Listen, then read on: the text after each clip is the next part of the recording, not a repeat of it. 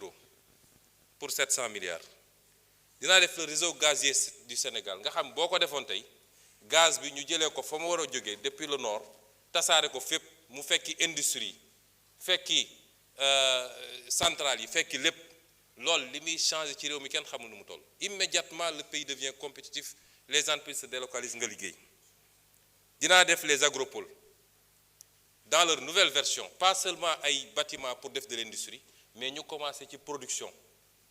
dinaa def les agropoles dinaa terminer l'agropole sud pour 186 milliards dinaa def l'agropole centre pour 304 milliards dinaa def sax les autres agropoles dinaa def le pré-Ferlo nga xam ne boo ko defoon tey tout le Ferlo changé ndox mi baawaan fu ne pour 330 milliards dinaa jël le port de Ndayane li nga xam ne mooy les infrastructures maritimes communes pour 250 milliards au lieu ma koy tay lay bitim réew dinaa ko defal sama bopp dinaa def l'extension de l'aéroport AIBD pour 305 milliards les logements sociaux pour 405 milliards SENTER yokku autorail bi yóbbu ko ba Thiès dinaa ko def ci loo xam ne du weesu 400 milliards waaye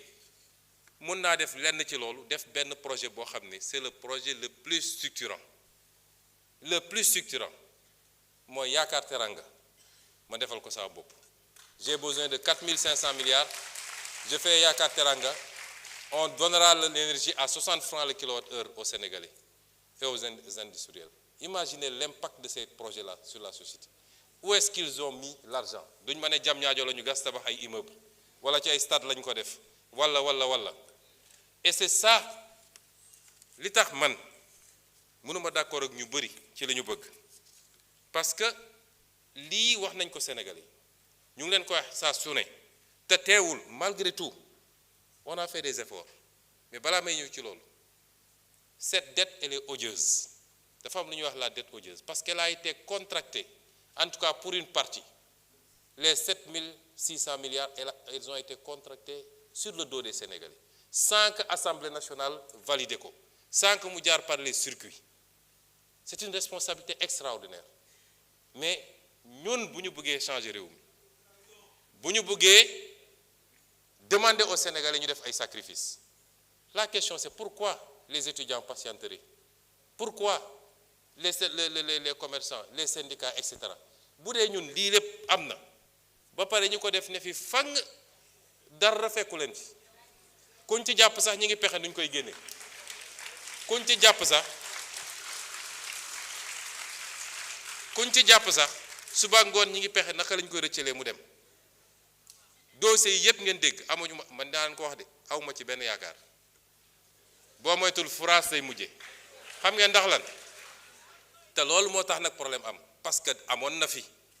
première alternance am fi deuxième alternance ñu ne CREI traque des biens fan la mujje fenn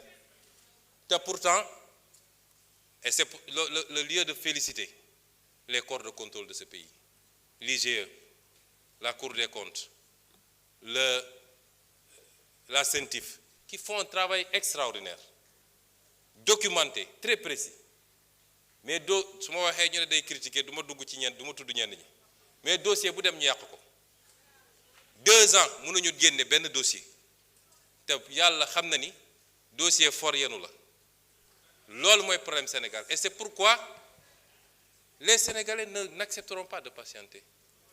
am na lu ci suñu part de responsabilité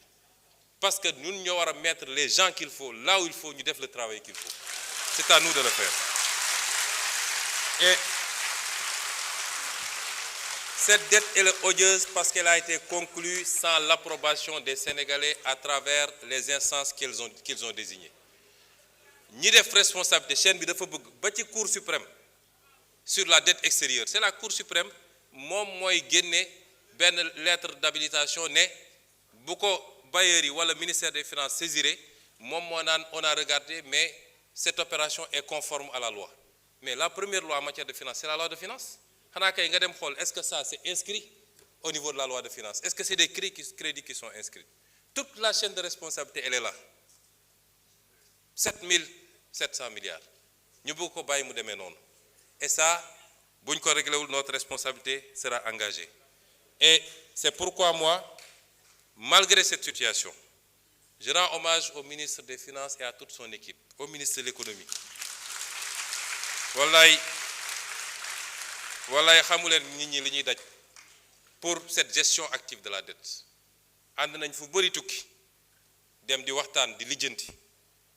wax na tous les mécanismes qu'on a mis en place ba ci le plan de redressement économique et social qu'il a oublié de citer, qui est un instrument important. Nous demandons aux Sénégalais des sacrifices, même si nous ciblons des secteurs à taxer qui n'impactent pas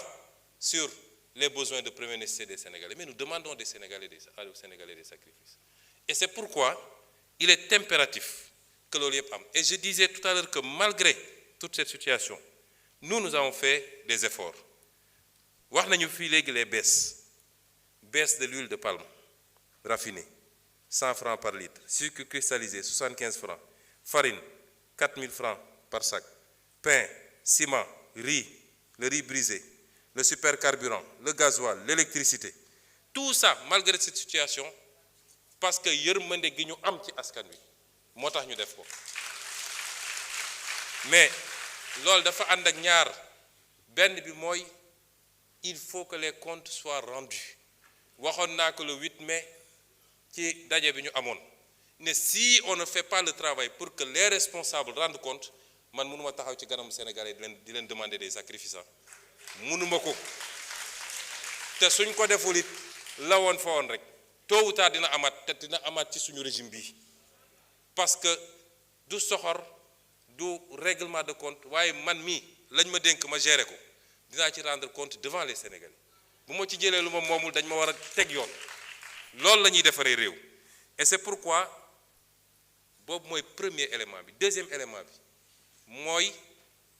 sénégalais xam ni richesse bu ñuy séddale moo fi amagul. wax nañu léegi ay syndicats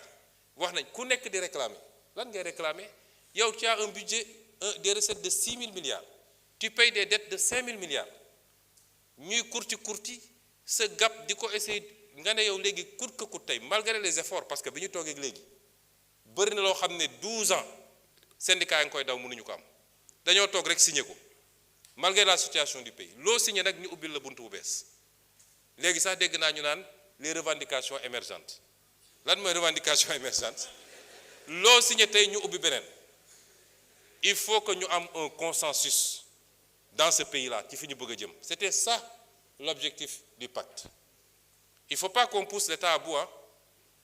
parce que nous, si on nous pousse à bout, nous ferons face. Nous nous joxe lu ñu amul. Du ñu joxe lu ñu amul. Te nag